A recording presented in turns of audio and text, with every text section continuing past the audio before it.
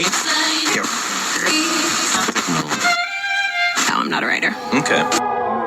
Something is about to break.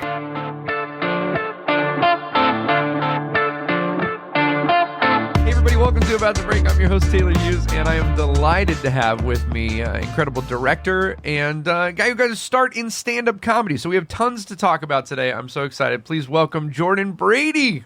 Thank you for having me on the show. This is fabulous. This is exciting. Well, I'm so excited. I'll tell you this. For years, I have loved your documentaries, I Am Comic and I Am Road Comic. I've watched them, man, probably half a dozen times each over the years, and give me a lot of solidarity traveling on the road, just feeling like you're the only one who goes through this stuff. And then you pop one of those on and you go, oh, yeah, this is normal. When did you start doing comedy and magic? So I started, like most people, I got a magic kit when I was a kid, and started doing.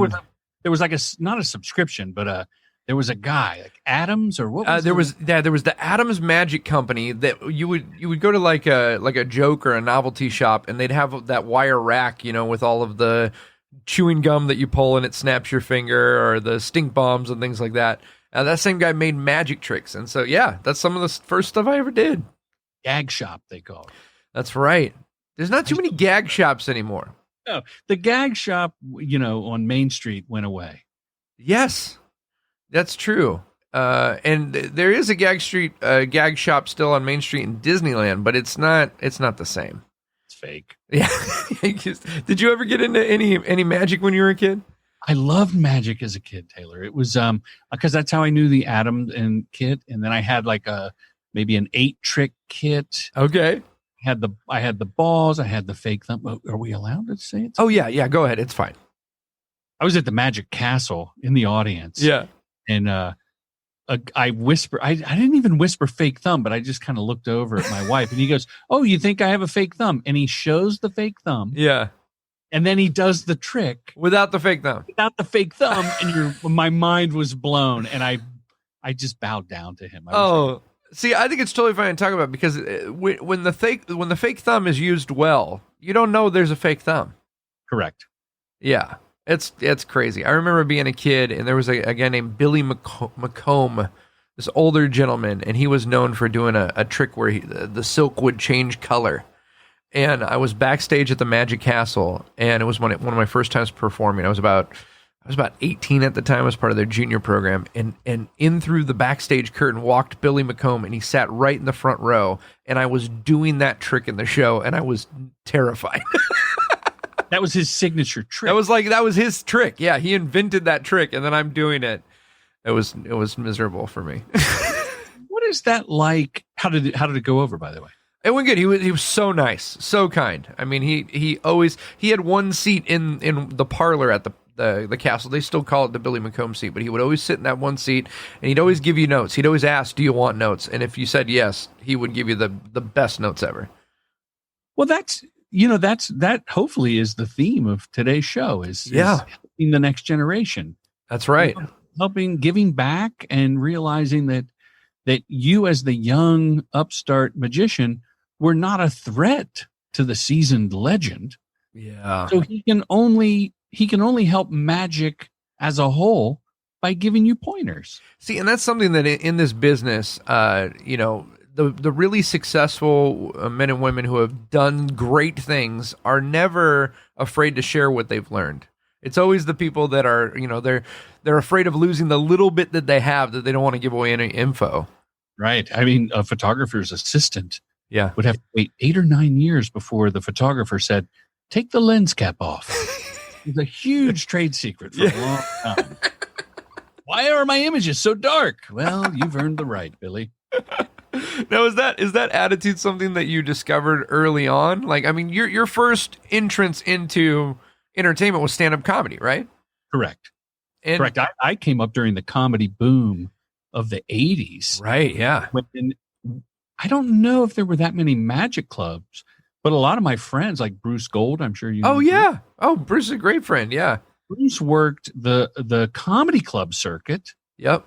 Phil Van T, aka El Ropo. El Ropo, yeah. El Ropo. He wasn't El Ropo then. No. But the magicians would do the comedy clubs, as you know, and it was always the comics were not always nice. Right. I think the comics, stand-up comics can be a mean pack of jackals. Well, the audiences love the magic. Well, as a kid loving magic, I mean, I'm in awe. Oh, yeah. Awe. Yeah, I mean, because you're it's like a Santa Claus moment, I say, but for a comedian, it's all about the words and really honing the words. And I think sometimes comedians can, rightfully so, if someone comes in with a guitar or with a magic prop, it's almost like a shortcut to getting the audience on your side, as opposed to, having to just get up there and talk. Hey, I was a jaded monologist in my late teens and early 20s, and I was a purist in that form, even though I started out with props. Yeah, I think one of my first props was, Michael Jackson's oven mitt. Everything you can imagine. Rhinestone cover. Real crowd pleaser in the 80s. I don't have that feeling anymore. I think comedy, if it gets a laugh, it's funny. Not hurting someone and laughing at someone. And there's 33 flavors of ice cream. That's right. Some people like sprinkles. Right. That's right. Some people like a waffle cone with Tutti Frutti in it. It doesn't matter to me. But I started in the clubs, and I mean, definitely there were some people that would take me under their wing and give me some guidance and say, but unlike that magic trick, that scarf, if you did a bit that someone else was doing, the comedy police would take you in that comedy paddy wagon to comedy jail. That's right. That's one of the things in magic that's interesting is it's like there are thousands of premises in books, that you take this and then hopefully you come up with something new. Sometimes a lot of guys will just do the same jokes that were written in the book in the 40s, but in comedy, it's really, it's one of those things. I've even seen lately a lot of people posting like, oh, it looks like this person had the same idea I had, You can always tell when you're watching a magic show that they're reading from the book when they start off with, so I was driving my horseless carriage right. to the gag shop. Right, to the gag shop. Now, when did you switch over from doing stand-up comedy to being more kind of behind the camera and the producing, directing role? Taylor, I came out to Hollywood chasing that elusive lady we call fame. Right. And I was plucked from obscurity to host. I hosted a bunch of game shows. Okay. Comedians, stand-up comedians make great game show hosts. Oh, yeah. Johnny Carson used to, I think, host the weather. Not really appropriate analogy for what I'm talking about, but host. Okay? David Letterman. Yeah, right. I don't know that he did a game show. Okay, I digress. You'll edit it to make me sound not stupid. Oh, perfect. Yes, yeah. I was plucked from obscurity to be a game show host, and I did like one for MTV. I ended up hosting a kids show for NBC for a few years, and hopefully this will inspire the listeners. Yeah. I had a meeting. You remember when like comedians would be plucked from networks to develop sitcoms around? Right. Okay, I was never that guy, but I was held by networks and had these talent deals so that I could be plugged in as like the third banana, the neighbor, smart ass neighbor. Gotcha. Yeah. Or I learned later in life, being behind the scenes, that sometimes networks would buy, I don't know if they still do this, but they would give an actor a talent deal. Okay. To keep them from the other network's show. Oh, just to tie them up. Just to tie you up and take you, like a farmer told That's not crazy. to grow corn. I've heard of that happening with projects, but never with like people. Projects, yeah, they'll show. I mean, it's kind of sad, but someone will buy a project with no intention of bringing it to life. Yeah, they just don't want someone else to bring it to life. Isn't that kind of cruel? Yeah. I mean, that's crazy. Because imagine the dreams of they're buying our project. They called the lawyer. We're making a deal. Oh, yeah. And if you don't know, if you're just naive, you think this is my ticket. This is it. This is the big break. Buy that Maserati. Right. But it's crazy. And so it's an illusion. And so at this time that all this was going on, you had a similar sort of deal like this, where you would be kind of plugged in different spots on shows. And I did like a crazy movie of the week back when they did those, and I did guest stars on sitcoms. I mean, I was a wonderfully terrible actor. Getting 3 lines here. I was on like Who's the Boss, and with Tony Danza. I was the smart ass in the study group for an episode. Like little things that today, 20, 30 years later, will yield 72-cent checks. Costs more to send it. Yeah, it does. So I was offered this. NBC made good on the deal and said, well, go host this kids show. Okay. And this is like early 90s. And had you worked with kids before? Like, was this a new adventure for you? It was called Name Your Adventure. Oh, and it was a totally new adventure. Mario Lopez was the host. Okay. It was in the Saved by the Bell era. Right. Yeah. And again, it wasn't like what happened was they needed someone to go shark diving because the liability on Mario wouldn't allow him to shark dive. So I was the stooge host. I was the expendable comedian host. It's like when you go to the airport and they have the driver has a seatbelt, but no one else gets a seatbelt. They're like, we had to train this guy. We're picking up you all the time. That's why I never noticed that. Yeah. So I did that show, and about an hour after meeting the producers, and I'd been on set and I'd worked and I'd noticed the crew. I was fascinated with the team effort. Yeah. And I directed promos and little things on the road as a comedian. Like, there's only so much weed you can smoke during the day when you're a stand-up comedian. That's what I thought. Yeah. Right. Yeah. So I bought a camera and taught myself some technique, and I was good at man on the street stuff. So I went back to the producers and said, hey, classic Hollywood line, what I really want to do is direct. Yeah. I'll host the show. Can I direct some? And they said, the husband and wife producers, they said, yes. If you produce, we need producers. If you produce 6 segments, you can direct 1. And it turned out by the end of the season, I directed like 7 segments of this sort of, it was like pre-reality, and it changed my life. And so I implore any person to ask. That's huge. That's huge. Just ask. What are they going to say? No? Yeah. Yeah. That's a big thing too. Like, people don't, in this business, it seems like nobody wants to hire you to do anything you haven't done. But if you just go, oh yeah, I direct. Can I direct? It does take a little angel to help. Right. There was a guy, I remember Jeff Siegel, who's still out there with projects and a wonderful guy. He was at Universal Family Entertainment. So it's like the bastard stepchild. And I pitched some show, like a kid's show, because I'd done the kid's show. And he was one of the first people to go, well, just here's some money, go shoot it. Yeah. Excuse me? Yeah. So here's a bag of money. Just go produce the thing. Yeah. But, it took that first kid's show thing to say, can I? This is what I want to do. Like, you have to be your own self-advocate, right? Now, once they said yes, did any fear settle in at that point? Were you at all like apprehensive? Was it like a stab in the dark, and then when they said yeah, you were thrown, or were you just like, okay, let's do it? Taylor, I've been faking it in show business 30 some years. But fear and apprehension aren't really, I know what you're asking. Yeah.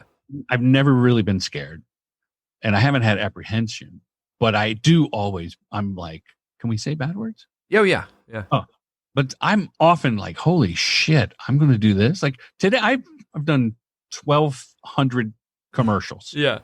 National brands, cars, soda pops, you name it. And when I wake up and go to set, I still am pinching. I'm like, oh my gosh, I'm the leader. I get to do this. It's amazing. It's such a rush. Yeah. So it's not really fear. And that first few times it wasn't fear, because I had put in some hours, like trying to learn the craft. And I still make so many mistakes. That's just amazing to me. I'm sorry, I'm getting a little thrown because like I've always had this insecurity that goes like, I really want to do this, and then when you get the thing, you're like, do I have what it takes to do the thing? You know, the imposter syndrome. Yes, which I think a lot of people in our business have. You know, Yeah. I can't tell you how many times I've been in green rooms with like some of the biggest names in the business, and they're asking for notes because they're not sure. Does this work? You know what I mean? It's like That's amazing. You guys, I just feel like that's very prevalent, and so I'm encouraged already just by your kind of attitude and your spirit of like, yeah, go for it. Well, then my job here is done, and I really it's been a blast. Thank you. You can go to jordanbrady.com. No, I have I suffer when the monkey brain gets in there and sprinkles that imposter syndrome dust on me. Right. Is between jobs. Right. Yep. I'm never going to work again. That was my last job. People are going to find out that I'm. And you've done 1,200 commercials. Yeah, but still, am I relevant? Right. That's a big one too. Is my work relevant anymore? Yeah. You know, last year, I don't know if it was the first time, but last year was the time it really hit me on set when one of the ad agency creatives, the copywriter, it was going to be her birthday. Okay. I was like, oh, how old are you going to be? And it was, my son's age. Yeah. And I realized I could be your father. Yeah. Right. I'm old. Right.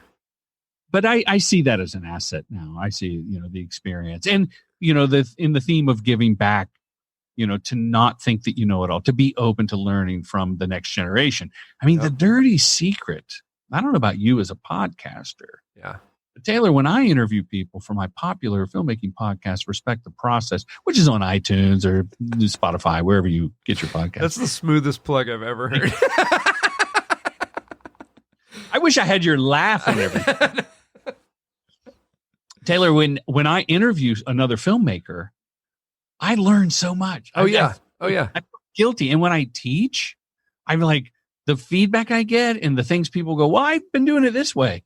Sometimes I'm like, oh, you're doing it right. I like this. And I scribble down it's almost like cheating. Oh yeah. I tell Katie, my wife, Katie, every time I do a podcast afterward, I'm like, that was the greatest conversation I've ever had. And I think it's the opportunity to give people a chance to share what they know and their knowledge and their story. And so often in this business, we're trying to talk and be the one that's putting information out there. But if you just step back and go, hey, I actually could learn from all of these people who have all this experience, the amount of joy that comes from that, Amen. Yeah. And magicians with like the Magic Castle is a, fraternity, a sorority, if you will. Right. It's probably still male dominated industry. Yeah. There's some strong strides. But I mean, the last study I saw was like 12% of magicians are female. Is there any female magician with like a hot young male assistant? Because that would be a good shtick, right? Wouldn't that be good? Yeah, put him in the box. Put him in the box. Cut his leg off. Yeah, I always wonder how much longer we have of magicians doing those tricks where, the damsel in distress gets every magic trick is just not murder. It's like almost murder, and then at the end you don't commit murder, and that's the trick. Ta-da! Ta-da! I don't know who the guy is with the birds, but he pulled a cockatoo or a macaw out of his jacket. That was like just majestic. You're in the audience going, "Oh my gosh, how?" Right. And you go like, "Well, it had to be somewhere, but how? How is it somewhere?" Even if you go, "Okay, that wasn't the dark arts." Right. that was an actual practical effect. Right. Still, how the fuck did the guy? Right. Or it was there the whole time. Right. That's why like when people are like, well, wires, like that's a justification. Wires. I think it's more amazing if someone suspended someone with wires, 12 feet away from you at the Magic Castle and you didn't see it. How did they do that? That's lighting magic or something. Yeah. Well, I don't want to give the secrets away, but I do know as a fan. Yeah. And that guy Jeff that I mentioned, we tried to develop a TV show around magic. Oh, yeah. Way back when. There was a club up at City Walk in Universal. Oh, it was called Wizards. Wizards. Yeah. Yeah, this is in the pre-Hogwarts era. Right? Yeah, this is yeah. Long time ago. We didn't even know. Yeah. And I remember touring that place as they were building it for a potential show. Okay, yeah. And one of the problems was it had too many side angles and balcony angles that would ruin. Like, what's great about filmmaking is you, the filmmaker, play God. You put the camera where you and you tell the audience, this is what you will see. I will dole out the information as you need to see it for my control. Yep. I think a magic club, and this is why I love the castle and magic rooms the few that I've been to, it's a box. Right. And you're packed in, the crowd pops with laughter and applause and that gasp, but you're given the screen. The stage is the frame. Yep. Exactly. And it's so helpful as an audience member. Oh yeah. It's the best perspective ever, which is why when you travel as a magician and end up in like a ballroom and they've got a dance floor. Did you ever do any dance floor country club shows as a comic? The worst was wait, did you ever do Magic in the Round? Is that possible? I've done Magic in the Round before.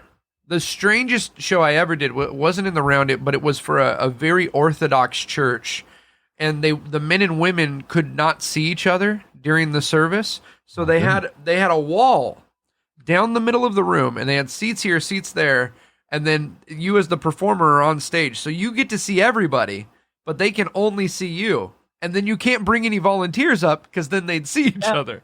It was the weirdest show I've ever done. Yeah. Did you play like to the left and to the men, to the women, to the men, to the women? Yeah. And I don't even know. It was I'm certain it was terrible. It was early on, and I remember just being like, "All right, guys, you discuss this. I'll come back for your answer," and then I'd go do something over here. Wait, I just checked Reddit. You killed. Oh, perfect. The reviews are in. Hey friends, lots more with Director Jordan Brady coming up right after this. I just wanted to take a quick minute and thank everyone who's continued to support over at Patreon. Patreon.com/About to Break is the place to go if you want to help become a producer of this show. For as little as $1 or more a month, you can help offset the cost of producing these shows and keep bringing more great conversations like this one with Jordan. So thank you to everybody who's been helping support the show over at Patreon. Currently, as we are all quarantined, I'm not touring, but I am performing every Wednesday night a live talk show from the shed in my backyard. It streams on YouTube and Facebook, and we've just got a brand new website where Nick, Paul, and myself are going to be broadcasting live. It's shedshow.tv. Go check it out. You can see all the back episodes and some of our favorite moments from the show as well. Again, it's shedshow.tv. And one last thing, if you haven't done it already, one of the best things you can do to help support us here at About to Break is to leave us a 5-star review on Apple Podcasts. If you enjoyed these conversations, please let people know in a review. It makes all the difference in the world. All right, let's get back to Jordan. Did you ever do the round? I never did the round. Okay.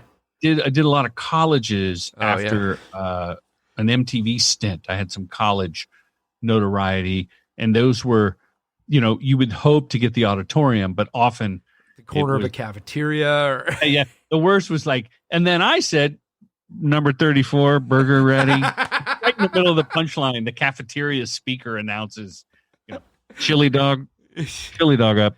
How long have I done? And those were sometimes nooners, what we called nooners. Oh, yeah. The agent would book you on a nooner, right? That was supposedly, and for the listener, I'm using air quotes, right down the street from the major university. It was really 90 minutes away. Yeah. So between the show and the 3-hour drive, it was all day to do the least appreciative audience of your career. But do you ever miss it? Yeah. Well, you mentioned I am comic. Yeah. I am road comic. And there is a third film documentary in the trilogy, in the I Am Comic trilogy. I Am Battle Comic. I just saw this, and I haven't watched it yet. I'm going to watch it, but it is on iTunes and everywhere. It's only a couple of years old, right? It's 2 years old. I went to Afghanistan, Kuwait, maybe or maybe not Iraq. Okay. I can't say. Okay. And Bahrain, which I'd never heard of. Wow. It's an island off Saudi Arabia. And they were all military bases, like Kuwaiti bases, U.S. bases in Afghanistan, Bagram Airfield. And I performed with the comedians that regularly do the tour for the troops, like USO tour. Yeah, that's great. And so those audiences were the most appreciative, and they were sober. Yeah. And they're sitting in camo with a rifle, with an AR-15 or whatever that is. Yeah. But they were so appreciative.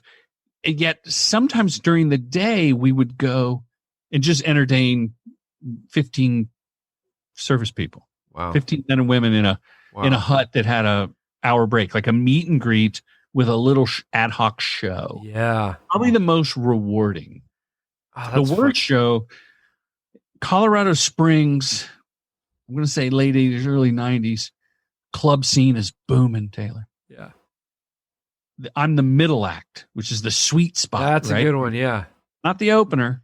On the military tour, because I had not done stand-up for 22 years, I was the opener. So I had to go up cold. Sacrificial comedian. Did it take you back to those times? Like, did you mentally, like, I mean, here you are, the very successful director. Going back, did it put you back mentally of where you were at when you were, stepping up at open mics for the first time? Oh, yeah, it was fun. And Bob Kubota, who's a magician comedian. Okay. But he's done comedy forever. On that trip, Bob started doing magic and card tricks for us while we're waiting for the show. I'm like, you got to do this. And it's in the documentaries. And now he's taking a magic tour to the troops. Oh, that's so cool. And doing close-up during the day on those meet and greets is amazing. Oh, that's so cool. You can get in touch with him. Yeah, I'll reach out. That sounds amazing. That sounds awesome. But the worst show in the club days, there was a guy, and all through the MC set, I'm like, what? The guy in the front row with the sunglasses, like, what's his deal? Yeah. And so when I got up, I'm like, what are you, so cool? Like, you're wearing your shades and you must be really high. And people are just howling. Oh, come on, man. And he lifts up his glasses and his eyes are all, that cuckoo thing. He goes, I'm blind. Oh. And there was this hush over the audience.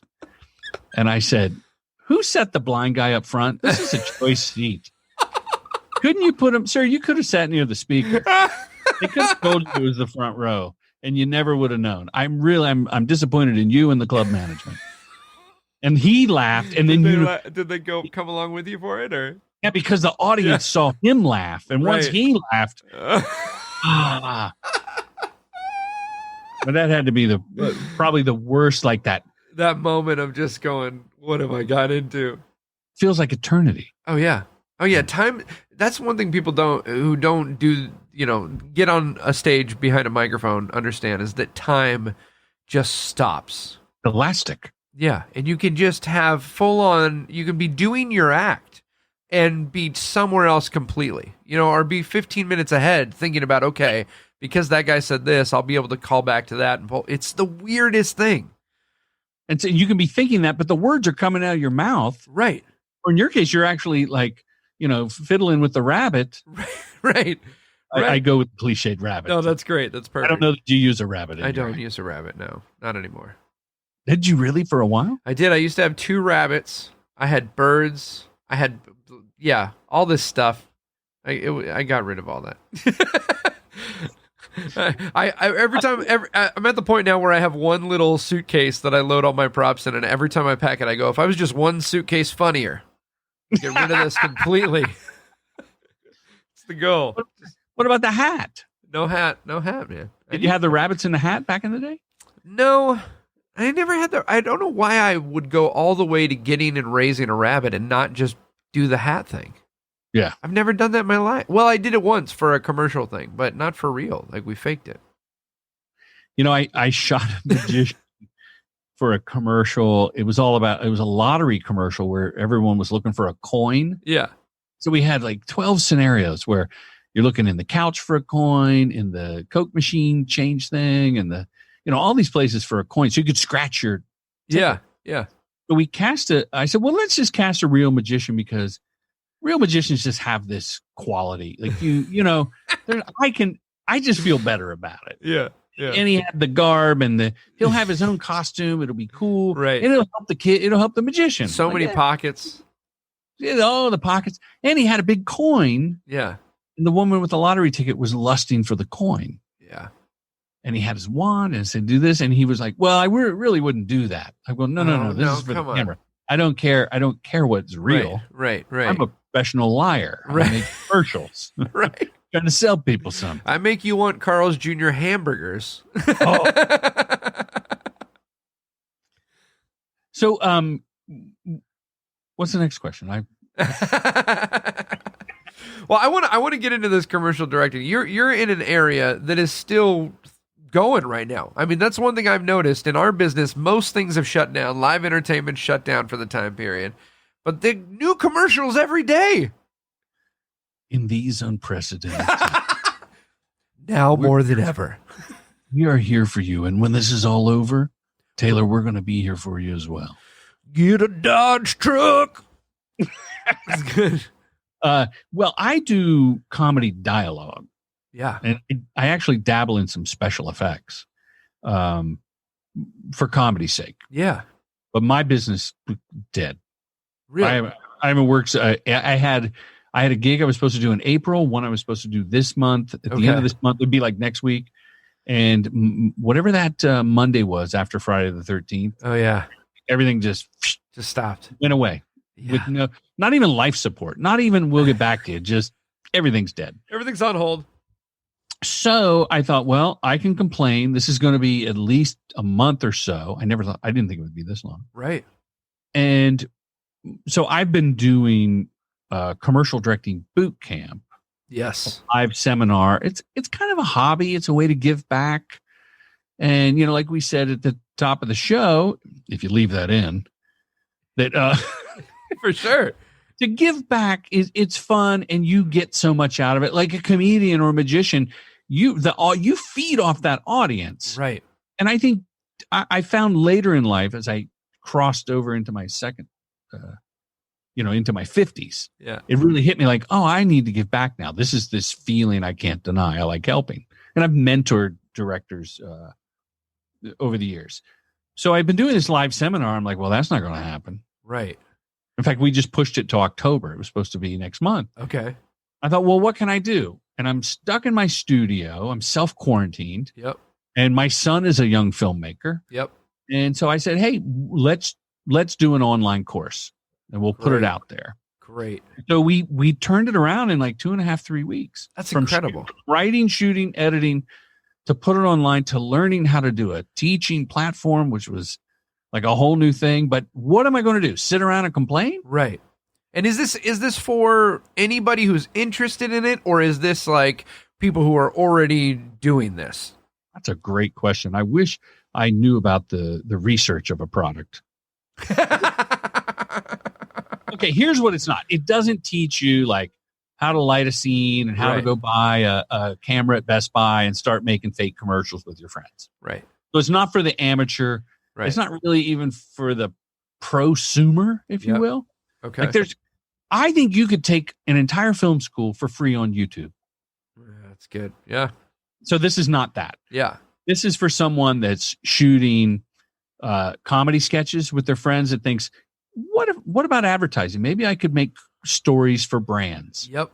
Or someone that's doing it, the professional that gets like a $10,000 budget and says, well, what does it take to get $150,000 budget? Yeah. So I once took a horror movie directing workshop from the legend Wes Craven. Oh, wow. Yeah. Original Scream, everything. Yeah. And I walked out of that 2-day seminar going, I do not want to make a horror movie. And that was very valuable. Yeah. You got what you needed out of that. I could check that off. Yep. So I cater to those people. It's $199. Yep.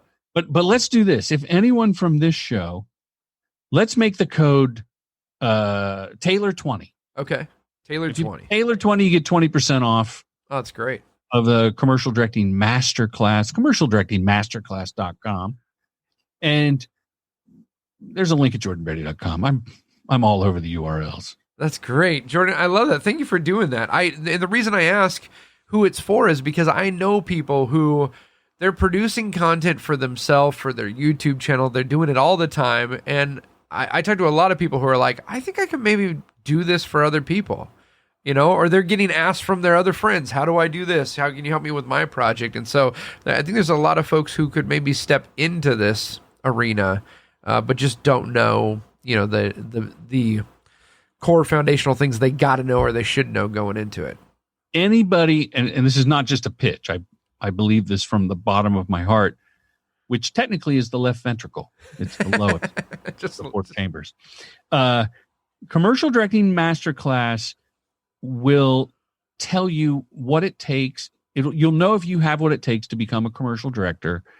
You'll find that the reason I say it's not about the YouTube, how to light a scene or what lens to use, we do talk about craft. Yep. It's 2 hours of me talking, but there's also behind the scenes and raw footage from my shoots, directing actors, the camera's rolling, I'm improvising with them.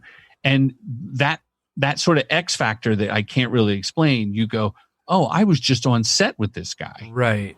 I watched him interface with the ad agency. Like, it's a real shoot that I had a behind the scenes crew. Yep. Filming me for the last couple years on and off. So I don't think there's anything else like it. And then if you take the master class and you go, maybe I should do his live seminar. Yeah. I knock $100 off. Oh, that's great. So out of $199, you put in Taylor 20. Right. You're down to 150, 160. Then you take $100 off for the live seminar. Now you spent like $3 on this. I don't really do the math. It's cheap. It's so good. And I right now, this is one of the things that I keep telling myself and I keep telling friends, when this is all done, whatever this is and however long it goes. What's a virus, Taylor? It's a virus. I don't think anyone really knows what it is. You're not trying to tell me you know. No. Gee whiz. But when the viruses, when we've got a vaccine, when everyone's out, when we're chill, when we're doing the things, the one excuse no one is going to buy is I didn't have time. You know right. what I mean? I'm so busy. And there's so many people who have wanted to get into this or learn more about this or pursue directing. And this is the perfect time. It's the absolute perfect time. And I'm saying that without any financial stake in this. We can remedy that. I shall trade you my secrets for your rabbit. Yes, I will bring you a rabbit. Well, there are things like that can help any filmmaker. Right. I don't want to give a false promise that like this is about how to run your sketch group and put it on. Right. But there are things like don't schedule the wide shot first. See. Because if you have an assistant director and a producer, or whatever at whatever level, just you and your friends do it for free. Right. Someone's, hey, we're going to get a bunch of favors. We got a crew together. We're going to shoot. When you do the wide shot first, it takes a lot of time. It takes a lot of effort. Yep. In advertising, you have people picking apart, like, he didn't say it right. I'm like, it's a wide shot. We can't really see his lips. We can use another take. So I say don't do it first because it never makes the edit. Uh-huh. You're cutting your sketch and you go, let's just start at the front door. Yep. Like, it's a house. Yep. You put all this effort in, and that's just like a little thing. And how to work with actors and how to create a vibe on set. It's really like commercial directing is more about leadership than it is. I mean, there's great cinematographer, director DPs. Right. I'm not one of them. I hire a great DP. Yeah. And by the way, mine is commercial directing master class. There's a pause in there. Right. But I won't be sued by master class. Right. I think theirs is like $199 a year. Uh-huh. You get Ron Howard, Spike Lee, Chef Gordon Ramsay. Right. I love the masterclass series. Oh yeah. But this is great because it's very specific. Like, I don't think the fact that it's not for all sorts of directing projects. How often do you get someone who's doing the thing on a daily basis teaching you, here's what I would do if I was you? That's exactly. I think it's fantastic. I'm so glad that you done it. I'm so glad that you would give a promo code to the listeners. That's huge. Thank you for that. But of the 4 that may consider it, here's something I've been doing, because what you said, I have the time. Right. And I'm hoping that end of June I'm on set and I don't have time to do what I'm about to tell you. Right. But I've done it now with filmmakers from Brazil, Tokyo, Australia, and London, 2 in London. Yeah. I'm doing a free 20-minute consultation call. So after you complete the course, that's great. We get on the not Zoom. I'm zoomed out. Right. But we can Skype. We can use the audio. Right. But a phone call where you can ask me any questions about the course. Yeah. Or your career. And one guy from Tennessee was like, well, I work in this regional market. Yeah. And I want to work with this production company in Knoxville. Yeah. So I go, well, let's talk about actionable steps that we can do. I watch your website stuff. Let's show this, that, and this, and call him and tell him you want a meeting. He got signed a week later. That's so good. Feels so good. It's so good. And it goes back to your attitude of like, ask for things. Tell people you want to do things. I think so many people are waiting for permission or an invitation. And the one thing I've realized in this business is no one's waking up thinking about what's Taylor going to do today. You know what I mean? They're thinking about themselves. Actually, my wife did. She goes, hey, good. You make coffee. And by the way, what do you think Taylor's doing? Yeah, what's Taylor doing? There's an old saying, the squeaky wheel gets the worm. Yeah. Wait, that's not Wait. I think it's the early bird gets the grease or something like that. It's the grease. The early bird gets the grease. That's so good. And so how do people get a hold of this? If they want to do this, they say, yes, I'm going to do this. What do they do? CommercialDirectingMasterclass.com. Perfect. CommercialDirectingMasterclass.com. And then when you're complete, you put in Taylor 20. Yep. You text me afterwards or email me. I'm very accessible on the web, right? Yeah. And Instagram has been crazy. One of the millennials who took the course and did call, and he goes, by the way, I've been marketing this short film. He had a short film. Yeah. It's a reimagined Peter Pan. Okay. Tinkerbell's a drag queen. That's amazing. The Lost Boys are a motorcycle gang. Yeah. This young filmmaker made it on his own with his own money. Yeah. He 20 minutes. It's great on Vimeo. But he was supposed to go to South by Southwest. Oh, yeah. That got. Yeah. He goes, I'm going to put it on Vimeo for $3.99. Yeah. So, I mean, people, you can make stuff now and distribute your own stuff. And he told me on the call, he goes, by the way, I've been learning about marketing to my core audience. Yeah. And he said, go on Instagram and make yourself accessible through direct messaging, which as an old, gray haired silverback gorilla that I am, I'm like, direct message. Yeah. I've been having these great conversations with filmmakers around the world. That's so cool. So that's, again, the student taught the master. It's so good. And again, you just got to make yourself open to these things. And I think everyone should stop right now. I'm going to go right now, and I'm going to sign up for this. And then I'm going to text you because I got questions. Well, I am thinking about, I've talked to other filmmakers to expand, like mine specifically, commercial directing, and while it's applicable to these other things. Right. I mean, I do comedy dialogue. I work with actors, a lot of improv actors. Yep. A lot of celebrities, and kind of it's like, when you bowl and you put the inflatable bumpers up. Yeah. That's what I do. I'm the bumpers. Oh, see, we could all use it. I could use some bumpers right now, man. I'm not throwing the ball. The actor's throwing the ball. I'm just the bumpers. And I've talked to, there's a wonderful tabletop director. Do you know what? A tabletop? No. Tabletop. I do know. Yeah. Food. They shoot the food. Oh, cool. Yeah. Like if I shot, like I did a Carl's Jr. way back when, and everybody's eating the burger and saying things with their mouth full. Yeah. A tabletop director, she will be on a stage with all these lights and clothespins, and they put hairpins and mashed potatoes. Oh yeah, just make it all stay together and last for 10 hours. There's always like somebody always says, well, put a hot tampon in there. That seems to be a magic trick. Really? Not in your context. Filmmaking magic. Oh, okay, great. It steams. Cancel that. Yeah. Because they steam. If you microwave a wet tampon, yeah, you can put it in the food and it will just continue to steam. Yeah. That's one for Friends, if you didn't tune in for anything else today. So I'm going to have him do a master class on how to shoot tabletop food. Oh, that's great. Do breakfast items and pizza. And because that isn't like, if you go on Instagram, there's people doing these cool food shots. Right. Yeah.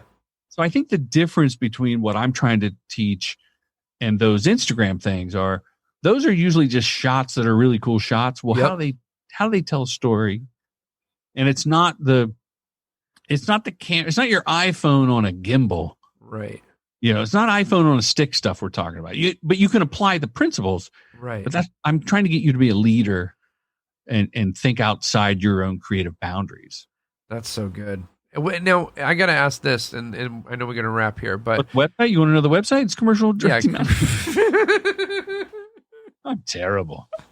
When you went from being a solo performer to then being this leader over all of these, different people and personalities on set, was that a big transition for you? I know for me, like I went from doing magic and then I did improv comedy for years, and going from just making all your own choices to now having to wait and see what everyone else is thinking and weave it all together. And I know it was drastic for me. How was that for you as a director?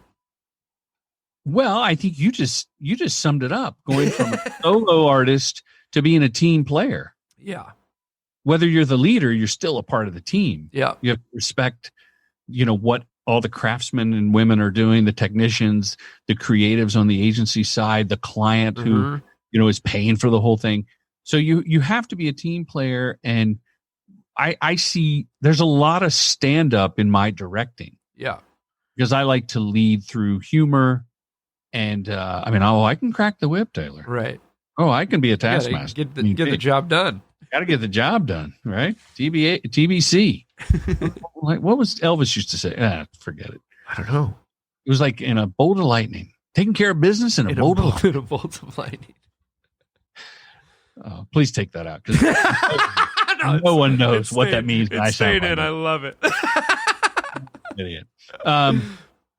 It was the first real big shoot that I did was a promotional campaign for NBC's entire Saturday morning block of programming. And I had not done anything of that scale. Yeah. And I was standing in the key light. Okay. Main light of the set. And I directing and I would run in the spots and I would come out and I would go cut and start clapping. Everybody's like, that was really funny. And the DP came over. He goes, "You were standing in the light." Big shadow in the whole scene. You should do it again. I did it. And then like a couple hours later, he goes, "You did it again now. Stand in the light again. I'm going to say it loudly in front of everyone." And I never stood in the light again. That's so good. Well, friends, there's going to be tons to learn on this. And I think especially even like commercial actors could probably get some takeaways from this. I get a lot of actors that take the masterclass in the boot camp. And there's some great, people have been doing acting classes through Zoom. Yeah, it's crazy. What about magic masterclass? I don't know. I know Penn and Teller did a magic masterclass. Oh, did they? Does anyone want to learn? But you know what? They didn't talk much about rabbits, I don't think. So maybe you could be the rabbit. I could be the niche. The niche. It's all about the niche. All about the niche. No, forget it. I'm giving it all up. I'm going into commercial directing. This is my new. I'm going to do the masterclass. We need more. I'm excited. Well, friends, go to check out. Give us the website one more time. Commercial Directing Masterclass.com. Commercial Directing Masterclass.com. The promo code is Taylor20, TAYLOR. Is there any other way to spell Taylor? I don't think so. It says the sewing Taylor. Like a sewing thing. But if they're listening and they got this far into the show and they think that's how you spell their name, right, they deserve the 20%. Yeah, that's right. Friends, go sign up right now. I'm going to be signing up with you, and I'll end this. We can keep chatting here for a minute.